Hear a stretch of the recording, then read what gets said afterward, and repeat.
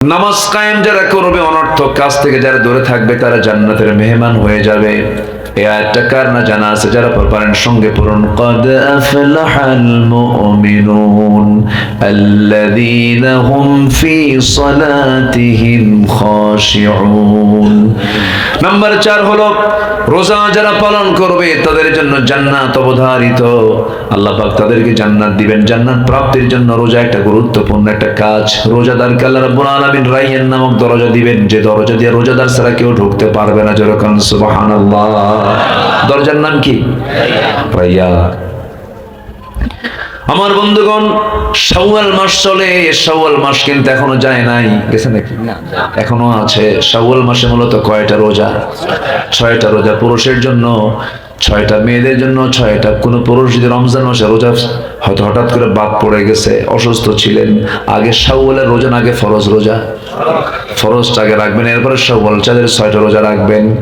আমার মা বোন, আপনি রমজান মাস অসুস্থ হয়েছেন, রোজা রাখতে পারেন নাই, মিনস্ট্রুয়াল টাইম চলে আসছে, আপনি আগে ফরজ রোজা আদায় করবেন।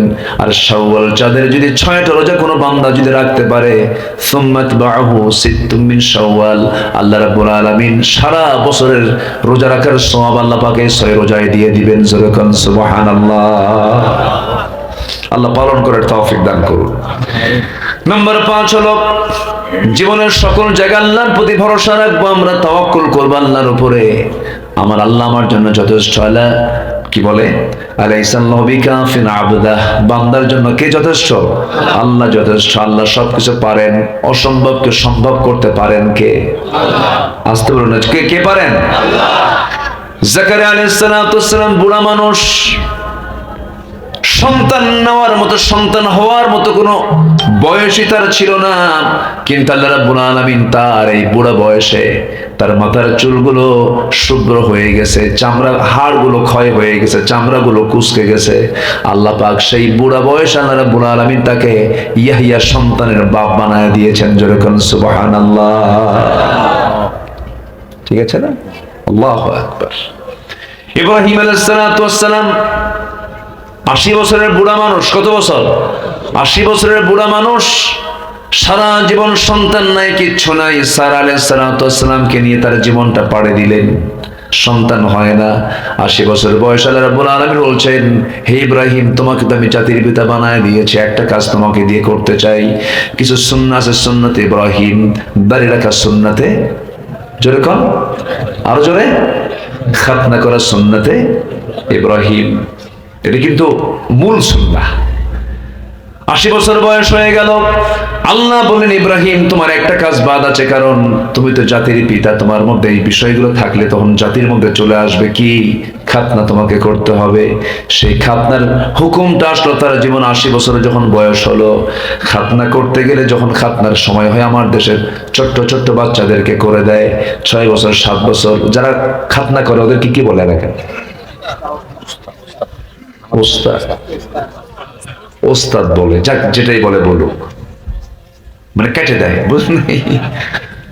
আমি যখন ছোট, আমার মনে আছে একটু, আমারে এরকম খাতনা করার জন্য আসছে, আমি তো পিছন দিয়ে মারছি তো, মানে খুব ভয়ঙ্কর। তো এটা তো আসলে তো সহজ না, এটা অবশ করলে, এখন তো অবশ সিস্টেম আছে, এখন ডাক্তারের কাছে গেলে পরে একটা ইনজেকশন দিয়ে ফাইন করে কেটে দেয়, ক্লিয়ার করে। আগে তো এরকম ছিল না, এটা একটা চরম বেকায়দা ছিল, চাপ দিয়ে ধইরা চাক করে কেটে ফেলে একেবারে।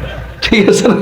খুব কঠিন একটা ব্যাপার। এরপরে ছাই সুই দিয়া গ্রামের মানুষ যেটা করতো, পরে ফুলে টুলে ইনফেকশন হয়ে যায়, ছাই কি আর হয় কত, এই পোড়া মাটির ছাই দিয়ে দিত। আগের যে চিকিৎসা ছিল ওই চিকিৎসাগুলো করেছে।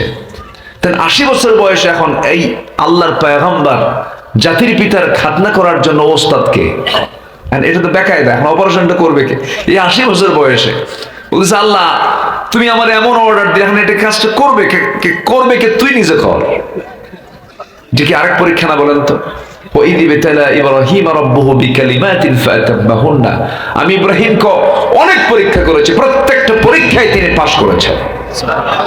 তিনি একটু বললেন না যে আমি পারবো না, উনি বলেছেন? বলেন না। উনি বললেন, ঠিক আছে আল্লাহ। উনি করলেন কি? কাঠে ওই যে বগলের তলে থিয়া 22, হ্যাঁ ঠিক আছে না? এখন তো এগুলো এখন ছেলে পেলে এগুলো চিনবে না, 22 বলে, 22 বলে। তো এই 22 জাতীয় একটা অস্ত্র হাতের মধ্যে নিয়ে উনি চলে গেলেন একটু জঙ্গলের দিকে, আড়ালে চলে গেলেন, নিজেরটা নিজেই সাইজ করলেন। সুবহানাল্লাহ বলবেন না আপনি? আচ্ছা কম তো এই কাজ কি সহজ? বলেন তো, এটা কি ছোটখাটো সাহসের দরকার? বলেন তো, বিশাল সাহসের ব্যাপার। এই কাজটা করেছেন আমাদের আব্বাকে। বলেন বলেন বলেন, একদম সহিহ হাদিস, কিন্তু এটা সহিহ হাদিস। তিনি খাতনার কাজটা সম্পন্ন করেছেন এই 22 দিয়ে। এই সুন্নাহটা এখনো আছে না নাই? আছে।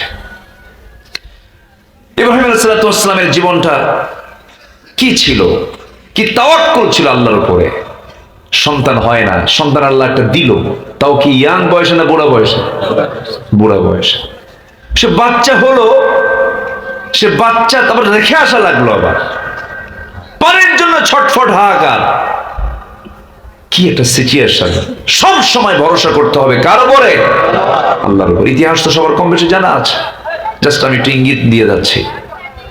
সম্মানিত ভাইয়েরা, বুড়া বয়স আল্লাহ রাব্বুল আলামিন তার এই সন্তানটা দিলেন, এবং হাজারের গর্ভ থেকে আসলো। হাজারের গর্ভ থেকে আগে আসার পরে আবার ওই আগের যে বউ সারা আলাইহিস সালামের গর্ভ থেকে আবার ইসহাক আলাইহিস সালামের জন্ম হয়ে গেল। ঠিক আছে? আল্লাহ কি না পারেন? আল্লাহ সব দিয়ে দেন। আল্লাহ সব পারেন, আল্লাহ সব পারেন না? পারেন। অতএব সন্তান দেওয়ার মালিককে তাওয়াক্কুল করতে হবে কার উপরে? কোন মাজারে যাওয়ার দরকার আছে? সেজদা দেব কার কাছে? আল্লাহর কাছে। সন্তান হবে না, হবে না কেন? 30 বছর পরও সন্তান হয়, আছে না? কখনো মন খারাপ করা যাবে না। সম্মানিত ভাইরা, এক বেচারির, আমার এক মুসল্লি, তার উনি হেডমাস্টার, ওনার 7টা মেয়ে। কয়টা মেয়ে? 7টা মেয়ে। আবার আরেকটা সন্তান তার স্ত্রী গর্ভে আসছে। 8 নম্বর সন্তান যখন গর্ভে আসছে, ডেলিভারি হওয়ার সময় দেখে এটাও মেয়ে। তাহলে কয়টা হলো?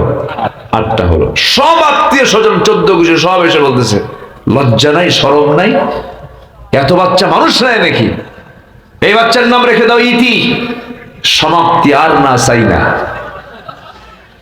যখন এই কথা বলছে, তখন হেডমাস্টার কয়, হুজুর আমি তো শিক্ষিত মানুষ, আমি তো বুঝি যে সন্তান ছেলে মেয়ে কোনো বিষয় না, আমি সবার কথা শুই না, সবার চোখ তো গরুর মতো বানাইছে, সব খেপে আছে। আমি বললাম আমার সন্তানের নাম রেখে দিলাম আশা, মানে আরো আসুক। আলহামদুলিল্লাহ। এটার নাম ভরসা। কার উপরে? আল্লাহর উপরে। কখনো মন খারাপ করা যাবে না। যে পুরুষ, যে স্বামী তার বউকে মেয়ের সন্তান হওয়ার জন্য গালিগালাজ দেয়, ওটা অসভ্য, ওটা অসভ্য, সামাজিক ছোট লোক, ওটা জাহেল। ওটা কখনো একটা বারের জন্য বলবেন না তোর পেট পচা, তোর পেট ভালো না, তোর ঘর, তোর ঔরসে বারবার মেয়ে সন্তান হয়। এই সমস্ত কথা যারা বলে, এদের কপালে কখনো ভালো কিছু জুটবে না। কি কথা কি বুঝতেছেন? আমার মায়েরা খুব ভালো, খুব খুশি হচ্ছে, বুঝে ভালো করে কেন, আমার স্বামী মাঝে মাঝে গোতা মারে। এগুলো করবেন না। আবার মেয়েরাও হতাশায় ভোগে। বারবার মেয়ে হলে পরে সে ভাবে যে আমি মনে হয় অপয়া, আমার মনে হয় কোনো মূল্যই নাই। আপনি কেন এরকম ভাববেন? আপনি, এটা কি আপনার ক্ষমতা? ক্ষমতা কার? আসলে ক্ষমতা কার? আল্লাহর ক্ষমতা। বরঞ্চ মেডিকেল সায়েন্স বলছে, ছেলে যদি না হয় বারবার মেয়ে হয়, এটা পুরুষের দোষ। মেডিকেল সায়েন্স বলতেছে XY ক্রোমোসোম, XX XY সম্পূর্ণ পুরুষের হাতে, এটা সায়েন্স বলতেছে। আর আল্লাহ বলছে না, আমি কাউকে ছেলে দিই, কাউকে মেয়ে দিই, কাউকে কিছুই দেই না। এটা কার ক্ষমতা বলেন? আল্লাহর ক্ষমতা। তাহলে সায়েন্স খুঁজলে দোষ কার? বলেন কার দোষ? বেশি যুক্তি দেখালে দোষ কার হবে? পুরুষের দোষ হবে। আমার মায়েরা খুব খুশি, হুজুর আপনি খুব ভালো। আচ্ছা, নাম্বার 6, আল্লাহর জন্য সম্পদ ব্যয় করবো। কার জন্য সম্পদ ব্যয় করবো আমরা? বলেন আল্লাহর জন্য সম্পদ ব্যয় করবো। যার সম্পদ দিয়েছেন তার কিছু অংশ কার পথে দেবো আমরা? আল্লাহর পথে দেবো। আল্লাহ পাক আমাকে ডাবল ডাবল দিবেন। আল্লাহ আমাদের দিবেন কি কম কম না বেশি বেশি দিবেন? আমি আল্লাহকে দেবো হলো হিসাব করে, আল্লাহ আমাকে দিবেন বেহিসাবি। যেরকম সুবহানাল্লাহ। অর্থাৎ দেওয়ার জায়গা, নেওয়ার জন্য দিতে হবে খুশি করে। কার পথে বলেন? কার পথে? আল্লাহর পথে। আল্লাহ আমাকে ডাবল ডাবল দিবেন। আল্লাহ রাব্বুল আলামিন বলেন, মাসালুল লাযীনা ইউনফিকুনা আমওয়ালাহুম ফি সাবিলিল্লাহি কামাসালি হাববাতিন আনবাতাত সাবআ সানাবিলা ফি কুল্লি সুমবুলাতিন মিআতু হাব্বাহ ওয়াল্লাহু ইউযাইফু লিমান ইয়াশা ওয়াল্লাহু ওয়াসিউন আলীম। জোরে বলুন আল্লাহু আকবার। আল্লাহ বলছেন, বান্দারে ডাবল ডাবল তুমি আমাকে দিবা, আমি তোমাকে ডাবল ডাবল দিয়ে দেব, 10 গুণ পর্যন্ত দিব, 700 গুণ পর্যন্ত বাড়ায় দেব। কার কথা? আল্লাহর কথা। নাম্বার 7, মন্দ প্রতিহত করে ভালোকে প্রতিষ্ঠা করা। সমাজে মন্দ থাকবে না ভালো থাকবে? ভালোকে আমরা প্রতিষ্ঠা করব। জোরে বলি ইনশাআল্লাহ। আল্লাহ রাব্বুল আলামিন কোরআনে কারীমের ভিতরে কত সুন্দর করে 1500 বছর আগে জানিয়ে দিয়েছেন, লিইলাফি কুরাইশ ইলাফিহিম রিহলাতাশ শিতাই ওয়াস-সাইফ ফালইয়াবুদু রাব্ব হাযাল বাইত الذي أطعمهم من جوع وآمنهم من خوف। জোরে বলুন আল্লাহু আকবার। তুমি কি ক্ষুধা মুক্ত, ত্রাস মুক্ত? তুমি কি ক্ষুধা মুক্ত, ত্রাস মুক্ত? তুমি কি ভয়ে মুক্ত জীবন তুমি কি করতে চাও? নাকি একটা কাজ তোমাকে করতে হবে, সেটা হলো ফালইয়াবুদু রাব্ব হাযাল বাইত।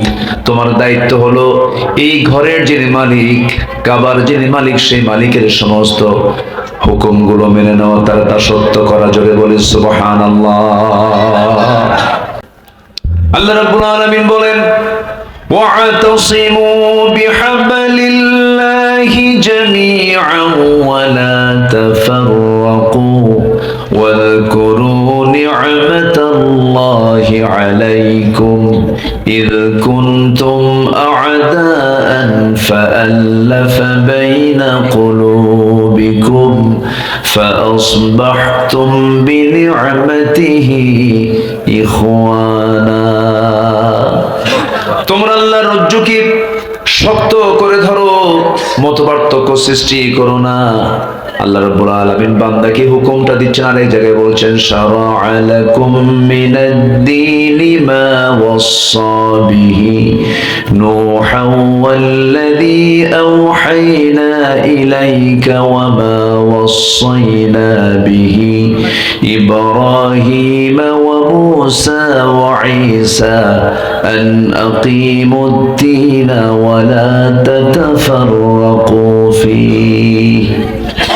তোমরা আল্লাহর রজ্জুকে শক্ত করে ধরো, আল্লাহর দ্বীন জমিনে কায়েমের সংগ্রাম করো, মতপার্থক্য সৃষ্টি করতে যেও না। মতপার্থক্য সৃষ্টি করবে, বাতিল তোমার মাথার উপরে চেপে বসবে। অথচ মুসলমানদের কি হারানো ঐতিহ্য। যুদ্ধের ময়দানে যুদ্ধ করতে গিয়ে এক সাহাবী তৃষ্ণার্ত হয়ে পড়েছেন। ইয়ারমুকের ঘটনা কে না জানেন? তৃষ্ণার্ত সাহাবী পানির জন্য ছটফট করছিলেন। এক সেবক এসে 1 গ্লাস পানি তার হাতে দিল, বলল, পানিটা পান করুন। তিনি বলছেন, না, আমি যতরকম তৃষ্ণার্ত তার চাইতে বেশি তৃষ্ণার্ত, দ্বিতীয় জনের কাছে চলে যাও। দ্বিতীয় জন বলল, না, তৃতীয় জন আমার ভাই বেশি তৃষ্ণার্ত, তার কাছে চলে যাও। তৃতীয় জন একই কথা বলল। চতুর্থ জন, পঞ্চম জন, ষষ্ঠ জনের কাছে পাঠায় দিল। ষষ্ঠ জন এবার বলছে, আমি যতক্ষণ তৃষ্ণার্ত আছি তার চেয়ে বেশি তৃষ্ণার্ত হলো প্রথম জন, তার কাছে চলে যাও। সেবক গ্লাসটা হাতে নিয়ে যখন প্রথম জনের কাছে চলে গেছে, ইতিমধ্যে প্রথম জন শাহাদাত বরণ করেছেন। তাহলে একে অপরকে কতটুকু প্রাধান্য দিয়েছেন। গোটা পৃথিবীতে মুসলমানদের বিজয়ের জন্য 1 নম্বর অস্ত্র হলো মুসলমানকে এক প্ল্যাটফর্মে আসতে হবে, এক হতে হবে, মতপার্থক্য সৃষ্টি করা যাবে না। একটা পরিবারের যদি আপনি উন্নতি চান, পরিবারের সকল ভাইদেরকে পৃথক থাকা দরকার না, এক হওয়া দরকার। একটা পরিবারে যদি ভাই ভাই দ্বন্দ্ব লাগে, ওই পরিবারে শান্তি থাকে থাকে না। একতা একটা বিশাল শক্তি। আমরা এটাকে মাথায় নেব, জোরে বলি ইনশাআল্লাহ। ভ্রাতৃত্ব নষ্ট করা, যে মুসলমানের দ্বারা ভ্রাতৃত্ব নষ্ট হয়, সে কখনো প্রকৃত মুসলমান হতে পারে না। আমার নবীজি হুনাইন যুদ্ধ থেকে ফিরে আসতেছিলেন, হুনাইন যুদ্ধ। তো হুনাইন যুদ্ধে গনিমতের মাল কিছু পাওয়া যায়, মুসলমানদের বিজয় হয় তো, যুদ্ধলব্ধ মাল, সেই যুদ্ধলব্ধ মাল নিয়ে ফিরে আসতেছিলেন। আমার নবীজি ভ্রাতৃত্বকে কি গুরুত্ব দিয়েছেন দেখেন, একতাকে কি গুরুত্ব দিয়েছেন। ভ্রাতৃত্ব নষ্ট করা যাবে না, ঐক্য ভাঙ্গা যাবে না। তিনি ফিরে আসলেন, তো যুদ্ধলব্ধ মালগুলো তিনি করলেন কি, সব ম্যাক্সিমাম মুহাজিরদের হাতে দিয়ে দিলেন। মুহাজির হচ্ছে যারা মক্কা থেকে হিজরত করে কোথায় আসছে, মদিনায়, তাদের ঘর নাই, বাড়ি নেই, বউ নাই, বাচ্চা নেই, তাদের হাতে দিয়ে দিয়েছে। মদিনার যারা আনসার, তাদের হাতে আমার রাসূল সেই হুনাইন যুদ্ধের পর কিছু দিলেন না। তো মদিনার কিছু আনসারদের মধ্যে এটার তীব্র একটা প্রতিক্রিয়া হলো। মানুষ তো কিছু সাহাবী বলেই ফেললেন, রাসূল আমাদের ভুলেই গেছেন, রাসূল আমাদের কথা মনেই রাখলেন না, ভুলেই গেলেন, সব তার আত্মীয় স্বজনদের মাঝে বন্টন করে দিলেন। যে মুহাজির মক্কার মানুষ, রাসূল মক্কার মানুষ। এই জাতীয় কথা যখন নবীর কান পর্যন্ত আসলো, রাসূল এটা কি কখনো গভীরভাবে নিলেন না, রাগও করলেন না। এমনকি শব্দ চয়ন হয়েছে যে রাসূল মুহাজিরদের সঙ্গে মিশে গেছেন, আমাদের ভুলে গেছেন। কথাটা কতটুকু মানে মারাত্মক কথা। আমার নবীজি শুধু শুনলেন, শোনার পরে নেতৃত্ব কাকে বলে, নেতৃত্বের গুণ কেমন থাকে দরকার দেখুন। আমার নবীজি বললেন, ও আমার সাহাবীরা, তোমরা সবাই যুদ্ধে অংশগ্রহণ করেছো, মুহাজির আনসাররা। ও আনসার সাহাবী, তোমাদের উদ্দেশ্য করে বলতে চাই, ওই মুহাজিরদের ভাইরা, তারা মুহাজিরের ভাইরা তাদের ঘরে ঘোড়া নিয়ে চলে গেছে, মেষ নিয়ে চলে গেছে, দুম্বা নিয়ে চলে গেছে, ছাগল নিয়ে গেছে, কিন্তু আমি বিশ্বনবী নিজে তোমাদের ঘরে ঘরে আমি রাসূল পৌঁছে গেছি। তারা নিয়ে গেছে ছাগল, মেষ, ভেড়া ঘরে, আর তোমাদের ঘরে রাসূল ঢুকে গেছে। আল্লাহু আকবার বলো। দেখেন কি একটা ভ্রাতৃত্বের ফাটল সৃষ্টি হওয়ার সম্ভাবনা। আমার নবীজি এমন একটা কথা বললেন, সব ফাটল দূর হয়ে ভ্রাতৃত্ব মজবুত হয়ে গেল। আমরা এই ক্রান্তি লগ্নে এই দেশের জন্য আমাদেরকে এক থাকতে হবে। সেটা হলো কোন হারাম কাজ আমরা সংগঠিত হতে দেব না, কোন অন্যায় কাজের সঙ্গে আমরা সম্পৃক্ততা রাখবো না, কোন চোর বাটপার চাঁদাবাজদের আমরা সমর্থন দেব না, ঠিক কিনা? এটা মাথায় রাখবো। নিজের সততাকে কখনো নষ্ট করব না, নিজের ঈমানকে কখনো প্রশ্নবিদ্ধ করব না, নিজের সততার অবস্থানকে কখনো ধ্বংস করব না, মিথ্যার ধারে পাশে যাব না, ওজনে কম দেব না, মানুষকে ঠকাবো না। এরপর ব্যবসা বাণিজ্যে সততার নীতি অবলম্বন করব, মানুষের সঙ্গে সুন্দর করে কথা বলবো। ভাই, পৃথিবীতে মানুষ বাঁচার জন্য আসে নাই, আমরা মরতে এসেছি, আমরা চলে যাব। এই প্রভাব, এই প্রতিপত্তি কিচ্ছু থাকবে না, সব জিরো হয়ে যাবে। এই দেশ শুধু কি এখন যারা শাসন করছেন এরাই কি চিরকাল থাকবে? এর আগেও কি অনেক শাসক ছিল না? তারা কি আছে এখন? আপনি 400 বছর আগের দিকে তাকান, এই উপমহাদেশ শাসন করেছে হলো মোগলরা, তাদের স্থাপত্য এখনো আছে। ওই দিল্লিতে, দিল্লির শাহজাহান মসজিদ, এরপর তাজমহলের নাম সবাই শোনেন নাই? তাজমহল বানিয়েছে ওই মোগল সম্রাটরা। সম্রাট শাহজাহান তার স্ত্রীর সমাধির উপরে তাজমহল নির্মাণ করেছে, এখনো ইতিহাসে সাক্ষী হয়ে আছে। হাজার হাজার কর্মচারী দিয়ে কোটি কোটি টাকা খরচ করে এই স্থাপত্য তারা নির্মাণ করেছে। শত শত বছর সেই মোগলরা এই উপমহাদেশ শাসন করেছে। তাদের কবরটা ইন্ডিয়াতে পড়ে আছে, কে যায় তাদের কবরের পাশে বলেন? ইতিহাস থেকে তাদের নাম ধীরে ধীরে মুছে যাচ্ছে। কত দাপট ছিল এদের মধ্যে, কিছু ভালো ছিল। ছোট্ট একটা ইতিহাস মনে পড়লো আমার। বাদশাহ জাহাঙ্গীরের নাম কি শুনেছেন আপনারা? বাদশাহ জাহাঙ্গীর, সম্রাট আকবর, হুমায়ুন, আওরঙ্গজেব, বাদশাহ আলমগীর, বাদশাহ জাহাঙ্গীর, এই লোকটা, এই বেচারিটা খুব আল্লাহওয়ালা লোক ছিলেন। তো বাদশাহ জাহাঙ্গীরের আমলে এক হিন্দু বৃদ্ধা নারী একটা বিচার নিয়ে বাদশাহ জাহাঙ্গীরের কাছে যান।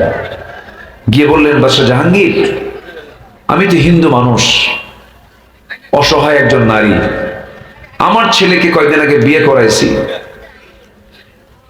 তো আমার বৌমাটা অনেক সুন্দরী, কিন্তু আপনার দেশের নাগরিক আমি, আমার তো একটা নিরাপত্তার প্রয়োজন আছে। আমার সেই বৌমাটা অত্যন্ত ঝুঁকিপূর্ণ জীবনযাপন করছে। কেন, কি হয়েছে? প্রায় রাত্রিতে এক বখাটে যুবক, উচ্ছৃঙ্খল যুবক অস্ত্রের মুখে জিম্মি করে আমার সেই নতুন অতিথি, নতুন বৌমার সাথে সে রীতিমতো ভাবে ধর্ষণ করে যাচ্ছে। আমি এটার একটা বিচার আপনার কাছে চাই। বাদশাহ জাহাঙ্গীর মাথা নিচু করলেন, কেঁদে ফেললেন। কেঁদে ফেলে বললেন, বুড়িমা, আপনি কোনো টেনশন করবেন না, এটার বিচার আমি করে ফেলবো। কিন্তু উনি মনে মনে চিন্তা করলেন, আমার এই রাজত্বে এত বড় দুঃসাহস কোন যুবকের হতে পারে? কোন যুবক তেমনটা করতে পারে না। আমার মনে হয় আমার নিজের সন্তান ছাড়া এমন অপকর্মের সঙ্গে কেউ জড়িত হওয়ার সাহস পাবে না। বাদশাহ জাহাঙ্গীর মনে করলেন, কার ছেলে? নিজের ছেলে। তাহলে বিচার করাটা কত বড় ক্রিটিক্যাল, কত বড় জটিল এই ফাংশন। বাদশাহ জাহাঙ্গীর চ্যালেঞ্জটা গ্রহণ করলেন। এবার তিনি বললেন, বুড়িমা, আপনার বাড়ির ঠিকানা দিয়ে যান এবং সে কোন সময় ঘরের মধ্যে ঢুকে সেই সময়টা আমাকে জানায় দিয়ে যান। সব তাকে জানায় দিয়ে গেল সেই বুড়ি মহিলা। পরের দিন সোজা তিনি নিজেই চলে গেছেন কোষবদ্ধ তরবারি নিয়ে ওই মহিলার ঘরের সামনে গিয়ে দাঁড়ায় বলছেন, বুড়িমা, সন্ধ্যা তো হয়ে গেল, সেই বখাটে যুবকটা ঘরের মধ্যে ঢুকছে নাকি? ঢুকেছে। এবার তিনি বলেন, বুড়িমা, আমাকে সহযোগিতা করতে হবে, আপনি দয়া করে ঘরের লাইটটা বন্ধ করে দেন। ঘরের লাইটটা বন্ধ করে দেওয়া হলো। হাফসা হাফসা দেখা যায়, ইতিহাস বলে, কোষবদ্ধ তরবারি কোষমুক্ত করে বাদশাহ জাহাঙ্গীর নিজেই তিনি অ্যাকশনে চলে গেলেন। ওই যুবকটার, ওই ধর্ষকের মস্তক বড় বড় তিনি আঘাত করলেন, অন্ধকার আঘাত করলেন। অন্ধকার আঘাত করার পরে তিনি আস্তে করে বসে গেলেন। বসার পরে বলছে, বুড়িমা, ঘরের লাইটটা দিয়ে দেন। ঘরের বাতি যখন জ্বালায় দেওয়া হলো, ওই ধর্ষকের চেহারার দিকে তাকায় যখন দেখলেন তার নিজের সন্তান নয়, বলে ফেললেন তিনি, আলহামদুলিল্লাহ, যাক বেঁচে গেলাম, আমার সন্তানে হত্যার সঙ্গে জড়িত নয়। এখান থেকে নিশ্চিত হওয়া গেল লাইট বন্ধ করে তিনি যে আঘাত করেছেন, পরের সন্তান মনে করে না, নিজের সন্তান মনে করে। বলেন বলেন বলেন, আইন সবার জন্য কি সমান? লাইট কেন বন্ধ করেছিলেন? এটার কারণ হলো, যদি লাইট না বন্ধ করে যদি আঘাত করা হয়, তিনি মনে মনে ভেবেছিলেন, আমার নিজের সন্তান যদি হয়, সন্তানের প্রতি পিতার চোখে চোখ পড়লে পরে মায়া দয়া সৃষ্টি হবে, বিচার করতে কষ্ট হবে। এজন্য তিনি লাইট বন্ধ করে নিজের সন্তান মনে করে তিনি আঘাত করেছেন। আর আলহামদুলিল্লাহ বলার কারণ হলো, যখন তিনি দেখলেন নিজের সন্তান নয়, আলহামদুলিল্লাহ বলেছেন। এরপরে বলেন, বুড়িমা, আমাকে এক গ্লাস পানি দিন। এক গ্লাস পানি তিনি এক ঢোকে বসে তিনি খুব ক্ষুধার্ত কলিজা নিয়ে পান করলেন। বলা হলো, আপনি এমন করে পানি পান করছেন কেন? তিনি বলছেন, বুড়িমা, গতকালকে আমার আদালতে গিয়ে বিচার চেয়েছেন, সেই সময় থেকে এই সময় পর্যন্ত এক ফোঁটা পানি, দানা, কোনো খাবার আমার পেটে যায় নাই। বুড়িমা, আমি যদি কোনো কষ্ট দিয়ে থাকি আমাকে মাফ করে দিয়েন। এই কথা বলে চলে আসার পথে বুড়িমার পায়ের নিচে নিজের মাথার রাজ মুকুটটা পায়ের নিচে রেখে বলছেন, বুড়িমা, এই যে রাজ মুকুটটা আপনার পায়ের নিচে রাখলাম, আল্লাহর কসম করে বলি, আমার যে রাজ মুকুটের যে দাম, এর চাইতে হাজার হাজার গুণের দামি হলো একটা নারীর সতীত্বের দাম এই রাজত্বে। চিন্তা করবেন না, এই রাজত্বে একটা নারীর ইজ্জত হানি আমি হতে দেব না। বাদশাহ জাহাঙ্গীর। আল্লাহু আকবার বলেন। আর প্রত্যেক দিন আমরা মিডিয়াতে পাচ্ছি কিসের সংবাদ? আমরা স্বাধীন দেশ, আমরা স্বাধীন করেছি 54 বছর 56 বছর আগে, এ পর্যন্ত ধর্ষণ বন্ধ করতে পারলাম না। আলহামদুলিল্লাহ নাকি? কথা বললি তো আমরা দোষী হয়ে যাই, কথা বললি তো আমরা বলে যে আমরা রাষ্ট্রদ্রোহী হয়ে যাই। আমরা এমন বাংলাদেশ দেখতে চাই না যে দেশে ধর্ষণের সংবাদ পাওয়া যায়। আমরা এমন দেশ দেখতে চাই না। আমরা দেখতে চাই সেই দেশের মতো দেশ। রাসূল বলেছেন সানআ থেকে হাজরামাউত পর্যন্ত একটা সুন্দরী নারী, একাকিনী, নিঃসঙ্গিনী, রাতের আধারে একাকিনী চলবে, কোন যুবক তার দিকে তাকানোর সাহস পাবে না। কার ভয়ে? আল্লাহর ভয়ে। জাতির মধ্যে ঢুকায় দিতে হবে কার ভয়? আসতে বলবেন না, কার ভয়? জাতি কখনো ভালো হবে না।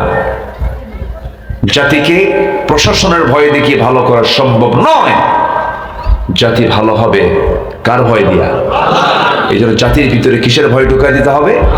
আল্লাহর ভয়, পরকালের ভয় ঢুকায় দিতে হবে।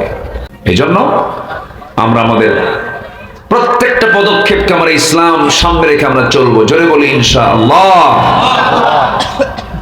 আমার বন্ধুগণ, এই জন্য আমাদের মূল লক্ষ্য হলো জান্নাতের দিকে আমাদেরকে দৌড়াতে হবে। وسارعوا إلى مغفرة من ربكم وجنة عرضها السماوات والأرض أعدت للمتقين জোরে বলুন আল্লাহু আকবার। জান্নাতের দিকে দৌড়াও, জান্নাতের লোভ, তীব্র লোভ ভিতরে জাগ্রত করে নাও। জান্নাতের আকাঙ্ক্ষা যদি তীব্র হয়ে যায়, দুনিয়ার কোনো কিছু মায়া, কোনো মোহ তোমাকে আকৃষ্ট করতে পারবে না। সুন্দরী নারী তোমাকে পাগল বানাতে পারবে না, কারণ তোমার ভিতরে থাকবে জান্নাতের হুরের কামনা। দুনিয়ার কোন অবৈধ সম্পত্তির দিকে তোমার কোনো কামনা থাকবে না, কারণ তুমি জানো তোমার জন্য সর্বনিম্ন জান্নাত হবে 10টা পৃথিবীর মতো একটা জান্নাত। যেরকম সুবহানাল্লাহ। এই জন্য সামান্য এই দুনিয়ার স্বার্থের কারণে সীমাহীন সেই জান্নাতের সময়টা আমি পাবো, সেই জান্নাতের বিশাল বড় মালিকানা থেকে আমি আপনি কেমন করে মাহরুম হব? কোনো ক্রমে সম্ভব নয়। এই চিন্তা লালন করে আমরা চলবো। জান্নাত প্রাপ্তির জন্য 15টা কাজ আজকে আমরা শিখে যাব। কয়টা কাজ বলেন? 15টা কাজ। আমি কি একটা কইছি পর্যন্ত? নুরু ওয়াজ কিন্তু শুরু, ওয়াজ কিন্তু একটা লাইনে চলে আসছে, তাই না? আমি তো হতাশ হয়ে গিয়েছিলাম একটু, যে মনে হয় আজকে কথা বলার সুযোগ পাবো না, দোয়াটা করে দিই। কিন্তু আল্লাহ একটা সুযোগ করে দিলেন, তাই না? আলহামদুলিল্লাহ বলা যাবে না ভাই? ফজর পড়বেন? সবার কি ফজর পড়ার নিয়ত আছে তো ইনশাআল্লাহ? না ঘুমাবেন? ঘুমাবেন? এই দেশে ফজর পড়ে বেশি না ঘুমায় বেশি? এই জন্য কিছু ঘুমাবেন কিনা? নামাজ পড়ে কয়জন? যে মুমিন পাখির আগে ওঠে না, সূর্য জাগার আগে জাগে না, সে মুমিনই না। কি কথা বোঝা গেল? পাখি আগে জাগবে না, বান্দা আগে জাগবে। বলেন বলেন বলেন। সূর্য আগে উঠবে না, বান্দা আগে উঠবে। বান্দা আগে উঠবে। সূর্যের চেহারা দেখে না, ওর তো ডায়াবেটিস হবেই। সূর্যের চেহারা দেখে না, ওর তো ক্যান্সার হবেই। চোখে কম দেখবে। এগুলোর জন্য আমাদের ওই যে বলছি না, এগুলো সব আমাদের হাতের কামাই তো। এগুলো সকালের যে বরকত, বুরিকা লি উম্মতি ফি বুকুরিহা, আমার উম্মতের বরকতময় সময় হলো সকাল। আর সেই সকালটা মানুষ ঘুমায় কাটায় দেয়, সারাদিন ঘুমায়, রাতের বেলা জেগে থাকে। এরকম লোক কম না বেশি বলেন তো? বেশি। কুত্তার কাম কি? কুত্তা কি করে? রাগ করতেছেন মনে হয়? খুব মার দিচ্ছি আমি না, খুব জোরে অ্যাকশন দিচ্ছি। কুকুরের কাজ হলো দিনে হাই তোলে আর ঘুম পারে। হাই তোলা দেখছেন না? আর যে লালা পড়ে, জিব্বাটা লম্বা হয়ে যায়। কোন শিফের আয়াত আছে তো এই ব্যাপারে? আয়াত আছে, ওদিকে যাচ্ছি না। তো কুকুরের কাজ হলো রাত জেগে থাকা আর দিনের বেলা ঘুমানো। আর হালাল যত প্রাণী আছে, ছাগল সন্ধ্যায় চলে যায়, ঘুমাতে যায়, ও সবার আগে ওঠে। আপনার গৃহপালিত পশুর দিকে যেগুলো হালাল পশু, কোন পশু রাত জাগে না, সব সকালবেলা উঠে যায়। আল্লাহু আকবার বলে। এই জন্য আমরা সুন্দর করে আমাদের লাইফটাকে সাজাবো। জোরে বলি ইসলাম দিয়ে সাজাবো। জোরে বলি আমাদের স্টাইল হবে নরমাল স্টাইল না ইসলামী স্টাইল? ইসলামী স্টাইল আমাদের জীবনটা আমরা সাজাবো। নামাজ কেন্দ্রিক জীবন যাপন। একটা কথা আমাকে খুবই টাচ করেছে, খুব ভালো লেগেছে। স্পিকার মহোদয় মেজর হাফিজ, ওনাকে এক মন্ত্রী বলেছেন যে আমরা এই বিলটা পাশ করে ফেলি, নামাজের যদি বিরতি না হয় এখনই পাশ করে ফেলবো। মেজর হাফিজ বললেন না, আগে বিল পাস নয়, আগে নামাজ পাস, আগে নামাজ পড়ে আসে। আমরা আগামীতে প্রত্যাশা রাখি নামাজের বিলও পাস হবে একদিন ইনশাআল্লাহ, পাস হবে। আল্লাহ কবুল করুন, জোরে বলি আমিন। যে নেতা আপনাকে জাহান্নাম থেকে বাঁচানোর কোন পথ দেখায় না, সে নেতা আপনার কোনোদিন নেতা হতে পারে না। যে নেতা আপনাকে জাহান্নাম থেকে বাঁচানোর জন্য চেষ্টা করবে, সেই হচ্ছে আমার নেতা। আল্লাহ সবাইকে বুঝার তৌফিক দান করুন, জোরে বলি আল্লাহুম্মা আমিন। নামাজ পড়তে রাজি আছি তো ইনশাআল্লাহ? কয় ওয়াক্ত নামাজ? 5 ওয়াক্ত নামাজ আমরা পড়বো। বেশি করে বিড়ি খাবো। হ্যাঁ, বিড়ি খাওয়া যাবে? বলেন, বিড়ি খাওয়া যাবে? বিড়ি খাওয়া যাবে না। আওয়াজ কিন্তু কমে গেছে, অনেকে খান মনে হয়। খান, সমস্যা নাই, কি কব আর। খাওয়া যাবে? বিড়ি খাওয়া যাবে? বিড়ি তৈরি হয় তামাক দিয়া। তামাকের গাছ দেখছেন তো? তামাকের পাতায় যে কুষ্টিয়ার দিকে হয়, কুষ্টিয়া মেহেরপুরের দিকে হয়, আর ওইদিকে রংপুর, ওইদিকে চট্টগ্রামের পাহাড়ি অঞ্চল, রামুখিয়া, গর্জনিয়া, এগুলোতে প্রচুর তামাকের আবাদ হয়। তো পাতাগুলো এত সবুজ আর এত তরুতাজা, পাতার চেহারা দেখলে মনে হয় যে এত সুন্দর সজীব পাতা, মাঠকে মাঠ লাগায় দিয়ে রাখছে, কিন্তু কোনো বেড়া নাই, কোনো গার্ড ওয়াল নাই। তো আমার মনে হলো একদিন এক চাষিকে বললাম, ভাই এই পাতাগুলো এত তরুতাজা পাতা, গরু ছাগল খায় না, কুত্তাও খায় না। কি কথা কি বুঝতে? এ তো কুত্তাও খায় না। মানে তামাকের পাতার ক্ষতিকর দিক গরু বোঝে, ছাগল বোঝে, 4 পাওয়ালা বোঝে, কয় পা বোঝে না? কয় পা বোঝে না? এত খাওয়া খায়। আমার বন্ধুগণ, এই থ্রেট কিন্তু আমার নয়, থেকে দূরে থাকা। চলে গেলেন? আসেন, তাড়াতাড়ি আসেন।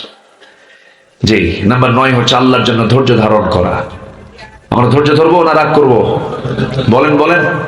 ধৈর্য যোগ্যতা না খেপে যাওয়া যোগ্যতা? বলেন বলেন। ধৈর্য হলো যোগ্যতা। বাগান এমনি এমনি হয় না, পরিশ্রম করতে হয় বাগান হয়। জঙ্গল বলেন, জঙ্গল কি? জঙ্গল এমনি হয়। জঙ্গল হলো রাগ, আর বাগান হলো ধৈর্য। আমরা ধৈর্যশীল হব, জোরে বলি ইনশাআল্লাহ। আমি সিংড়াতে এইদিকে আসলে আমার খুব ভালো লাগে। এই এলাকার শ্রোতাগুলো, আপনারা যারা বসে আলোচনা শোনেন, খুব ধৈর্য আপনাদের, বলি আলহামদুলিল্লাহ। এবং নড়াচড়াও খুব কম, নড়াচড়া করেন না।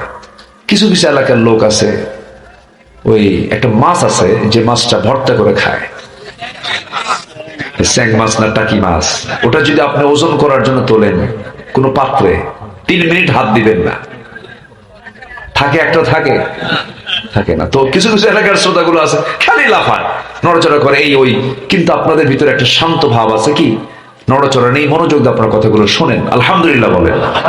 এটা খুব ভালো লাগে আমার কাছে। এই যে এত রাত হয়ে গেছে, একটা লোকও কিন্তু ওঠেন নাই। এটা কিন্তু এই সিংড়াবাসীর একটা বৈশিষ্ট্য। সব জায়গায় আমি বহু দর্শন গ্রাম নাম শুনছেন না? দর্শন গ্রাম সে কোথায় বলেন তো? পাশে তো হওয়ার কথা না।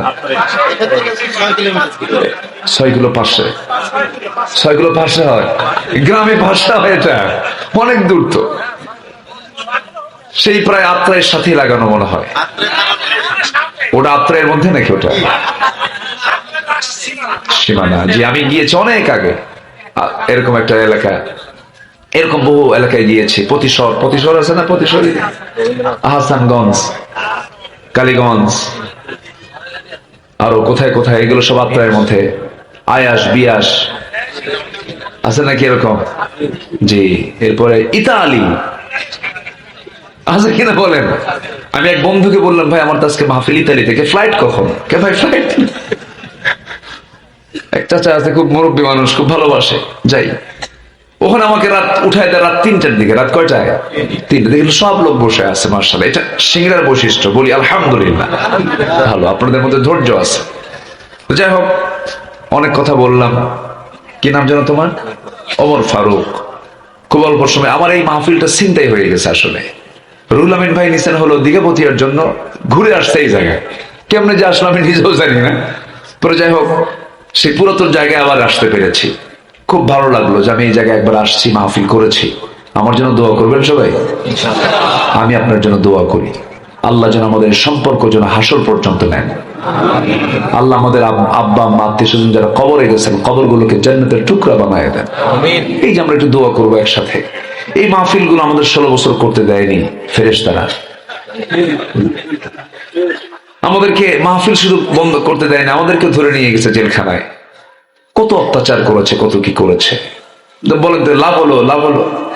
লাভ তো হলো না, কিছুই তো লাভ হলো না। এই জন্য আমরা একটু বোঝার চেষ্টা করি, শত্রু না মনে করি, মহাব্বত তৈরি করি, পারস্পরিক হৃদ্দিক ভাব তৈরি করি, শত্রুতার পোষণ না করি। গ্রামের প্রত্যেকটা ভাইরা এক থাকবে। এই যে মাহফিল, সবাই কিন্তু এর পক্ষে নাই। এই মাহফিলের পক্ষে কি সবাই আছে বলেন তো? থাকে না, নাই নাই। আমি কিছু শুনিও নাই, কিন্তু কিন্তু আমি বলতে পারি এটা আমার দেশের সামাজিকতা তো আমরা বুঝি। তো একটা গ্রামের মধ্যে 4-5টা গ্রুপ আছে কিনা? আছে। একটা ছোট্ট গ্রাম, 3-4টা মসজিদ, মুসল্লি নাই। এগুলো থাকা ঠিক না। আমরা এক হব, কবরস্থান যেন এক হয়, মসজিদটা যেন এক হয়। একতার মধ্যে যে কি আনন্দ, কি মজা, এটার তৃপ্তি আলাদা। আল্লাহ পাক আমাদের সবার মধ্যে একতার বন্ধন তৈরি করে দেন। সিরাখালীর প্রত্যেকটা ঘরকে আল্লাহ পাক ঐক্যের প্রতীক বানায় দেন। জোরে বলি আল্লাহুম্মা আমিন। প্রত্যেক যুবককে নেশামুক্ত জীবন যাপন করার তৌফিক দান করেন। প্রত্যেক মা বোনদেরকে পর্দায় থাকার তৌফিক দান করেন। এই আশাবাদ কামনা করে আমি আমার অপরিপূর্ণ কথা, আমি চেয়েছিলাম 10টায় উঠবো, আমি আসছি। আমার মাহফিলের একটা সিস্টেম, আমি কোনো মাহফিল আমার এ পর্যন্ত আমি ক্যান্সেল হওয়া অথবা মাহফিল মিস করা এটা আমার নাই। আচ্ছা, 1 নাম্বার 2 হচ্ছে আমি প্রত্যেকটা মাহফিল আমি চেষ্টা করি একটু সুসময় উঠলে একটু ভালো হয়। কিন্তু আপনাদের এলাকায় আসলে আমি কিছু বলি না কেন, যে আপনারা থাকেন তো, আপনারা বিরক্ত হন না। এই জন্য বেশি রাতে আমি আপত্তি করি না, তবে একটু আগে ভাগে উঠলে। প্রত্যেকটা প্রাণী আল্লাহর জিকির করে। ওয়ালাকিন লা তাফকাহুনা তাসবিহাহুম, ওই সমস্ত পাখির ভাষা তোমরা বোঝো না, ওই সমস্ত জন্তুর ভাষা তোমরা বোঝো না। আপনার বাড়ির যে গৃহপালিত পশুগুলো, আপনি যদি ফজর নামাজ না পড়েন, ওরা কিন্তু টের পায় আমার মালিক নামাজ পড়ে না। প্রত্যেকটা প্রাণী কিন্তু জিকির করে। প্রত্যেকটা প্রাণী আমার আপনার মতো এরকম অনেক নাশকর বান্দার তালিকায় তারা থাকে না। 100 তারা আল্লাহর জিকিরটা করে। ছোট্ট একটা পাখি নির থেকে বের হয়ে যায়, বাসা থেকে বের হয়ে যায় শূন্য পেটে। কি পরিমাণ তাদের তাওয়াক্কুল, কোনো খাদ্য গুদাম নাই, কিচ্ছু নাই, কোন প্রকার তাদের আয়োজন নাই। ছোট্ট ঘর থেকে বের হলো সকালবেলা খালি পেটে, সন্ধ্যাবেলায় ওই পাখিটা ভরা পেটে সে তার বাসায় নিশ্চিন্তে প্রবেশ করে। যেরকম সুবহানাল্লাহ। জ্বালানির কোনো সংকট নাই, কারণ জ্বালানির সংকট দরকারই তো নাই, ওর হুন্ডারও দরকার নাই, ওর তো পাখা আছে এমনি। সুবহানাল্লাহ বলবেন। যত সমস্যা কাদের? আমাদের সমস্যা। আমরা আমাদের সমস্যা নিজেরা সৃষ্টি করেছি। পাখির কি উন্নত জীবন দেখেন। পাখি সিংড়ার পাখি, চলন বিলের পাখি চলে যাবে ঢাকা, কোনো জ্বালানির দরকার নাই, হুন্ডার সিরিয়াল নাই, কোনো বাসের টিকিট কাটতে হয় না, শুধু যাবে ঘরের সামনে থেকে, শুধু প্রিপারেশনটা নেবে, আল্লাহর জিকিরটা করে সে তার পাখার ডানাটা বিছায় দিয়ে ঢাকার উদ্দেশ্যে রওনা দেবে, কোনো বাধা নাই। এই পৃথিবীতে এই পাখিগুলোর বিচরণ কত দুনিয়াব্যাপী, চিন্তা করে দেখুন। চলন বিলে মনে হয় অতিথি পাখি আসে না? আসে। সে 1 মাইল 2 মাইল দূরে থেকে নয়, 40,000 কিলোমিটার দূর, 40,000 কিলোমিটার দূর সাইবেরিয়ান দ্বীপপুঞ্জ থেকে, সাইপ্রাস থেকে এই পাখিগুলো চলন বিলে আসে, হাকালুকি বিলে আসে, মহেশখালী, কুতুবদিয়া, সেন্ট মার্টিন, ওই যে ওর পরে মনপুরা, সন্দ্বীপ, এই সমস্ত হাতিয়ার মধ্যে, এই সমস্ত দ্বীপাঞ্চলে এই পাখিগুলো চলে আসে 40,000 কিলোমিটার দূর থেকে। সে লাইনটা বুঝলো কেমনে? এখানে হাতিয়া দ্বীপ আছে, চলন বিল আছে। এই পাখিগুলো কেমন করে আসে, কেন আসে, কি জন্য আসে? ওই সময় তারা আমার দেশকে পছন্দ করে নেয়, যে সময় ওই দেশে তাদের জীবনটা বিপন্ন হওয়ার সম্ভাবনা থাকে। এত তীব্র ঠান্ডা পড়ে যায় যে -20 হয়ে যায়, -25 হয়ে যায়। ঠান্ডার তীব্রতায় তাদের রক্তগুলো সব আইস হয়ে যাবে, বরফ হয়ে যাবে, শুকে তাদের হাড় স্ট্রোক করে মারা যাবে। আল্লাহ বলেন পাখিরে এই দেশে থাকলে তোদের জীবন থাকবে না, তোরা মরে যাবি, অতএব তোরা বাংলাদেশে চলে যা। বাংলাদেশে গিয়ে 6 মাস থেকে আয়, ওখানকার আবহাওয়ায় তোরা বেঁচে থাকবি। আবার যখন তোর দেশে তোর মাতৃভূমিতে যখন আবহাওয়া যখন গরম যখন সৃষ্টি হবে, যখন ঠান্ডার তীব্রতা কমে, যখন স্বাভাবিক তাপমাত্রা হবে, সেই সময় তোরা ফিরে আসবি তোদের বাড়িতে। এখন তোরা তোর বাংলাদেশে চলে যা, চলন বিলে চলে যা। এই পাখিগুলো যখন রওনা দেয়, পাসপোর্ট হাতে হাতে নিয়ে রওনা দেয়। পাসপোর্ট আছে? কোনো পাসপোর্ট নাই, ইমিগ্রেশন নাই, তদন্ত নাই, কিচ্ছু নাই। সেই সাইপ্রাস থেকে পাখিগুলো রওনা দিল। কেমন করে তারা রোডটা চিনলো? আকাশপথ আছে না নাই বলেন? আকাশপথের লাইন কিন্তু আছে। আকাশপথ কিন্তু সহজ নয়, এখানেও কিন্তু ট্রাফিক আছে। নির্দিষ্ট রুটে চলতে হয়, নির্দিষ্ট লাইনে চলতে হয়, রাডারে চলতে হয়, নিয়মতান্ত্রিক পন্থায় চলতে হয়। এখন এই পাখিগুলো ছোট্ট ছোট্ট মাথা নিয়ে কোনো কিছু নাই সাথে, তারা কেমন করে এত পথ পাড়ি দিয়ে চলে আসে? বিজ্ঞান বলছে ওই সমস্ত পাখির মধ্যে আল্লাহ রাব্বুল আলামিন ক্রিপ্টোক্রম নামক একটা প্রোটিন দিয়ে দেন। ওই প্রোটিনের মধ্যে জিপিএস থাকে, ট্র্যাকিং থাকে। ওই ট্র্যাকিংটা ফলো করে করে সে সোজা চলন বিল খুঁজে পায়। জোরে কোন সুবহানাল্লাহ। কে দেন? আসতে বলবেন না, কে দেন? কুল্লু কদ আলিমা সালাতাহু ওয়া তাসবিহাহু, প্রত্যেকটা পাখি তাসবিহ এবং নামাজ পড়ে, আল্লাহু আকবার বলে। সালাতাহু ওয়া তাসবিহাহু, দোয়া করে, আল্লাহর নাম আল্লাহর জিকির তারা করে। শুধু করে না কে? বলেন কে করে না? মানুষ খালি ঘুমায়।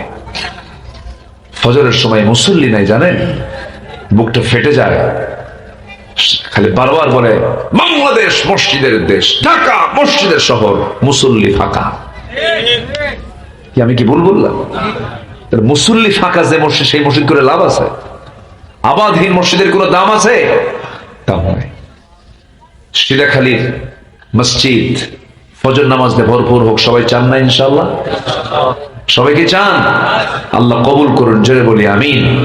আরো জোরে বলি আল্লাহুম্মা আমিন। নামাজকে আমরা কন্টিনিউ করবো, নামাজ আমরা কেউ ছেড়ে দেব না।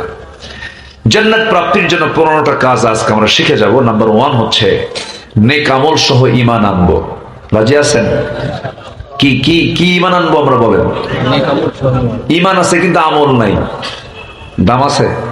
কোনো দাম নাই। আমল আছে, ঈমান নাই, দাম আছে? দাম নাই। অনেক হিন্দু ভাই কিন্তু আছে দেখবেন, মিথ্যা কথা কয় না, ওজনে কম দেয় না, জিনার কাছেও যায় না। এলে কি খারাপ আমল না ভালো আমল? কিন্তু কি নাই? ঈমান নাই। আমার নবীজির চাচা আবু তালেব, কে? আবু তালেব।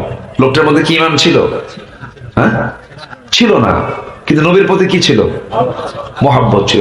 নবীর প্রতি মহাব্বত নেক আমল।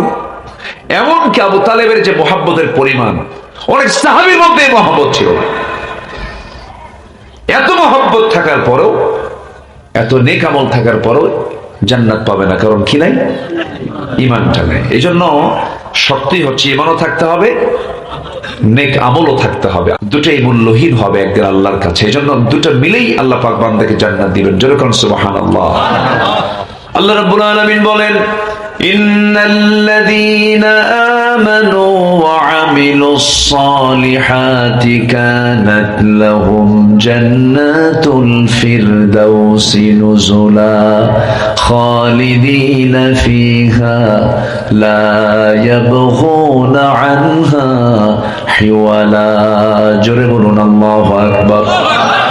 ঈমান যারা আনবে, নেক আমল যারা করবে, তাদের জন্য জান্নাতুল ফিরদাউস আছে।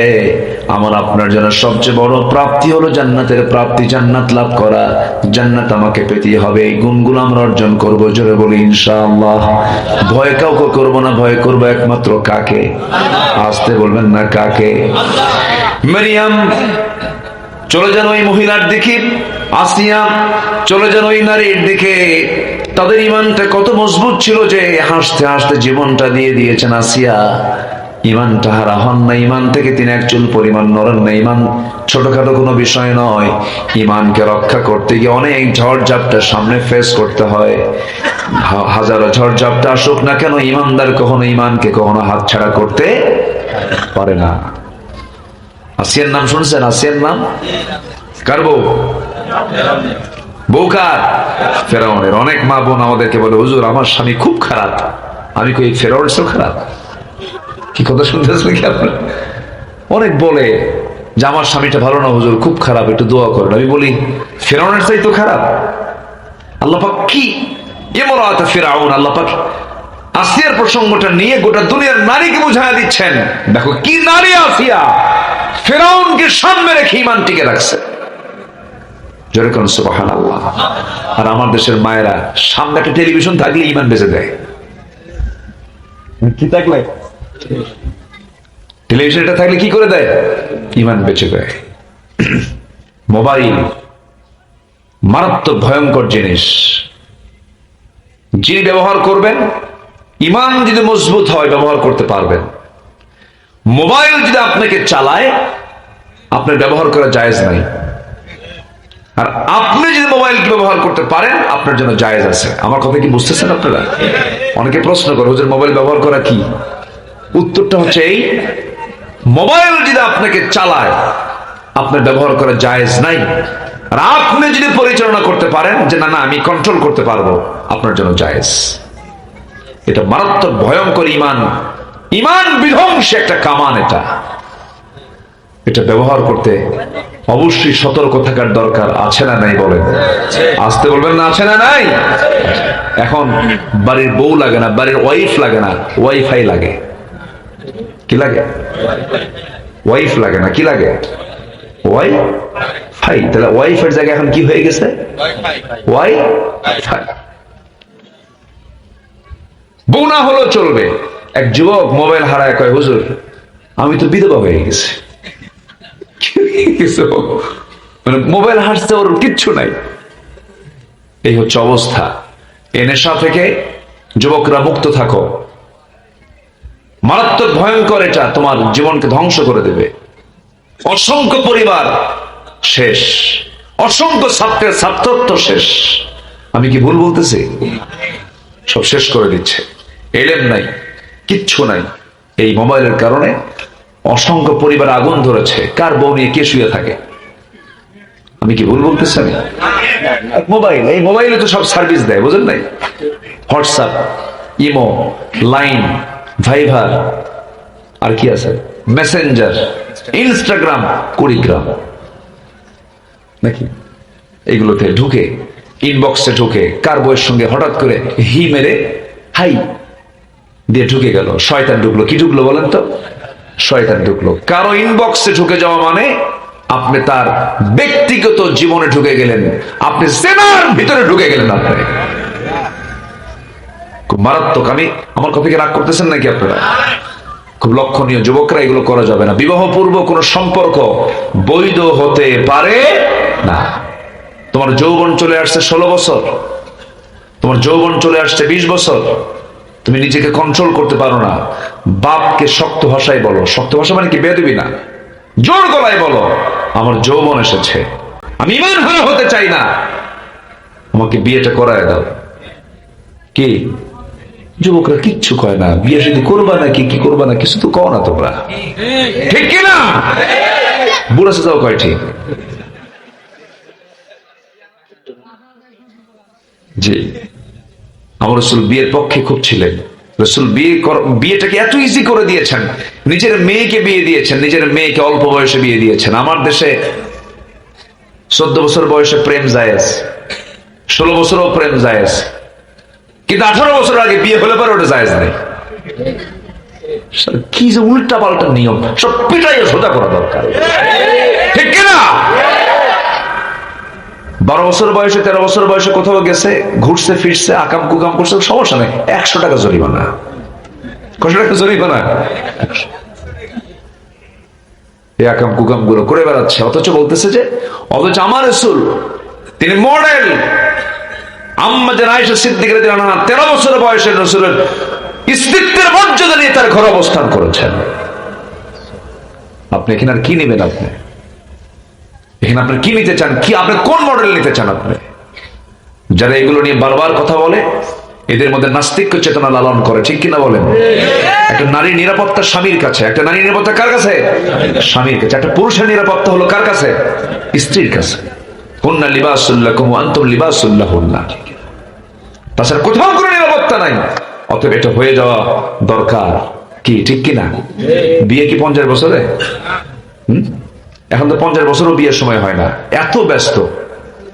50 বছরে বিয়ে কইরা চোখে দেখে না তো, 50 বছর চোখে দেখে?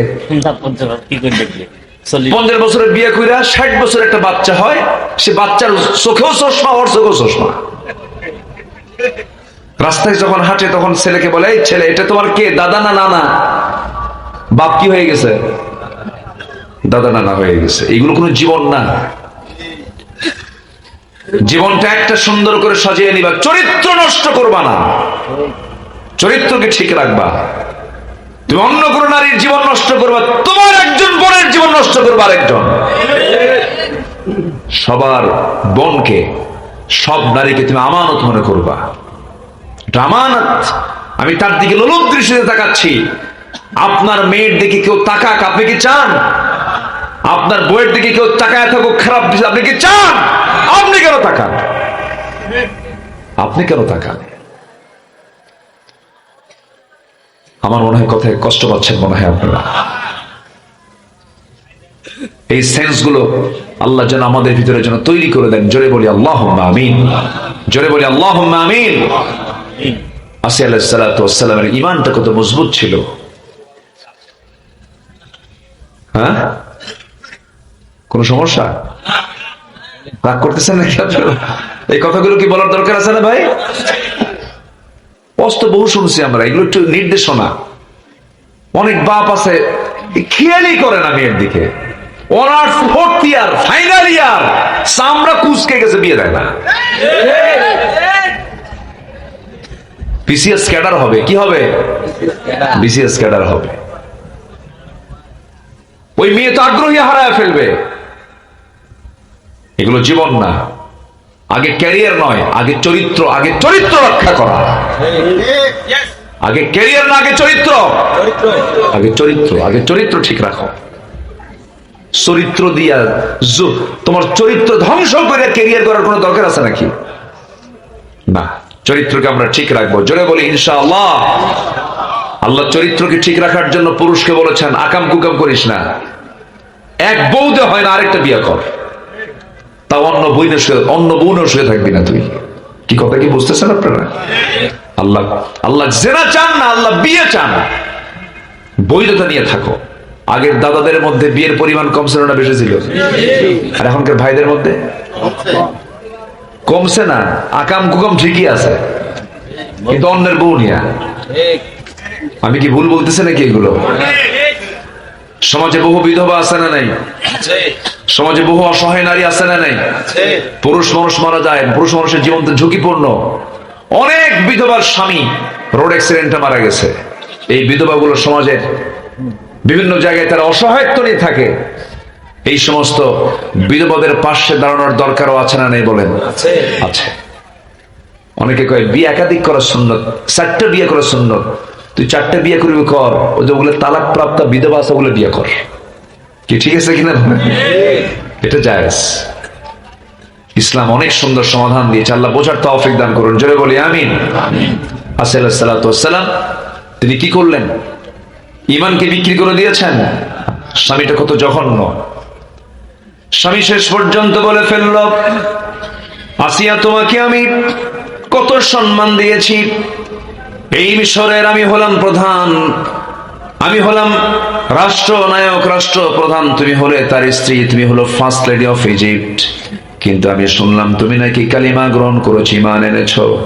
এবার আসিয়া বলছেন, শুনবেন কেন আমার স্বামী? আপনি দেখেন, আশহাদু আল্লা ইলাহা ইল্লাল্লাহ। ফেরাউন তো মাথায় হাত দিয়ে বলে, হায় রে, কাম করছে কি এটা? মুসা তো এখান পর্যন্ত চলে আসছে, মুসা আমার বউ পর্যন্ত চলে আসছে, এটা কেমন কথা? এবার বলতে আসিয়া, মুসার ধর্ম ছেড়ে দাও। তিনি বললেন, না আমার স্বামী, এটা মুসার ধর্ম, এটা আল্লাহর ধর্ম। ইন্নাদ দীনা ইনদাল্লাহিল ইসলাম। সঙ্গে সঙ্গে ফেরাউন বলছে, আসিয়া আমি জানি ইসলাম সঠিক, আল্লাহ সঠিক, কোনো সমস্যা নাই। কিন্তু তুমি আমার এই বিশাল বড় রাজত্ব তুমি আমার হুমকির সম্মুখীন করে দিলা। তুমি আমার বউ, তুমি যদি কালেমা গ্রহণ করো, আমার রাজত্বই তো টিকবে না, আমার মান সম্মান থাকবে না। তুমি ইসলামটা ছেড়ে দাও। তুমি যদি ছেড়ে না দাও তাহলে বড় বিপদ হয়ে যাবে আমার। আসিয়া বলছে, আমার স্বামী গো, আমি আপনাকে সম্মান করি, রেসপেক্ট করি, আপনি আমাকে যত অনুরোধ করবেন, যত বিষয় সব মানবো, কিন্তু ঈমানের ব্যাপারে কোনো আপোষ আমার কাছে খুঁজে পাওয়া যাবে না। আমি ঈমান নিয়ে আমি কোনো প্রকার আপোষ করতে চাই না, আমি ঈমান নিয়ে টিকে থাকতে চাই। ফেরাউন বলল, আসিয়া তাহলে তো প্যাঁচ লেগে গেল। ফেরাউনের ঘুম নাই, মন্ত্রী পরিষদকে ডেকে বলল, আমার এই অবস্থা, আমার ঘরের মধ্যে শত্রু। ফিরআউন ও হামান এবং তার জনুদরা সব এক জায়গায় হয়ে বলল যে তাহলে আপনি আসিয়াকে অ্যাকশন স্বরূপ তাকে হত্যা করে ফেলুন, কারণ বুকের শত্রু বড় শত্রু। ফেরাউন এসে বলল, আসিয়া এখনো সময় আছে, তোমাকে জল্লাদ দিয়ে চিরে 2 টুকরা করে ফেলবো। আসিয়া বলছেন, স্বামী, আমার নাকের মধ্যে জান্নাতের ঘ্রাণ পাচ্ছি। জোরে বলেন সুবহানাল্লাহ। একজন মৃত্যুর হুমকি দেখায়, আরেকজন জান্নাতের আশা দেখায়। এটাই হচ্ছে ঈমান। কত পরিমাণ, কি পরিমাণ ঈমানের গভীরতা থাকলে পরে স্বামীর বিরুদ্ধে তিনি দাঁড়িয়ে গেলেন। স্বামী আগে না আল্লাহ আগে? বলেন বলেন বলেন বলেন। স্বামী আগে না আল্লাহ আগে? আল্লাহ আগে। সুখের সংসার, রাষ্ট্রের সেকেন্ড পার্সন, হ্যাঁ, চিন্তা করা যায়, ফার্স্ট লেডি। আচ্ছা বলেন তো, চেয়ারম্যান বড় না চেয়ারম্যান বউ বড়? হ্যাঁ, তাই তো। বউকে কে না ভয় করে? যত বড় দাপটি লোক হোক না কেন, বউয়ের কাছে সিটে পড়ে থাকে। তো এইগুলো কথা, এক ধমক খায় চেয়ারম্যানের সিটে পড়ে থাকে। বউকে সবাই সম্মান করে। বউয়ের দাম আছে না নাই বলেন তো? আছে। সে আসিয়া, চিন্তা করেন, ফেরাউন তৎকালীন দুনিয়ার সবচেয়ে বড় সুপ্রিম পাওয়ার একজন নেতা। আসিয়া বলছে, তুমি আমার বড় নেতা হও, আমার স্বামী হও, কিন্তু আমার ঈমান তার চেয়ে অনেক বড়। একটু গভীরভাবে একটু চিন্তা করে দেখেন। রাষ্ট্রীয় বাধা, পারিবারিক বাধা, ধনাঢ্য শ্রেণীর বাধা, সব বাধা ফেস করেছেন আসিয়া আলাইহিস সালাতু ওয়াস সালাম। এই জন্য তার নাম কোরআনে আসছে, যেরকম সুবহানাল্লাহ। পারিবারিক বাধা, রাষ্ট্রীয় বাধা, ধনাঢ্য শ্রেণীর বাধা, সব বাধা আসছে, পারিবারিক বাধাও আসছে। কিন্তু তিনি ফেস করে বললেন কি, স্বামী আমার, আপনি আমাকে মেরে ফেলবেন আমি জানি, কারণ নাকের মধ্যে জান্নাতের ঘ্রাণ পেতেছি। এই কথা বলেই এবার যখন তার সামনে জান্নাত যখন হাজির করে, যখন কপাল বরাবর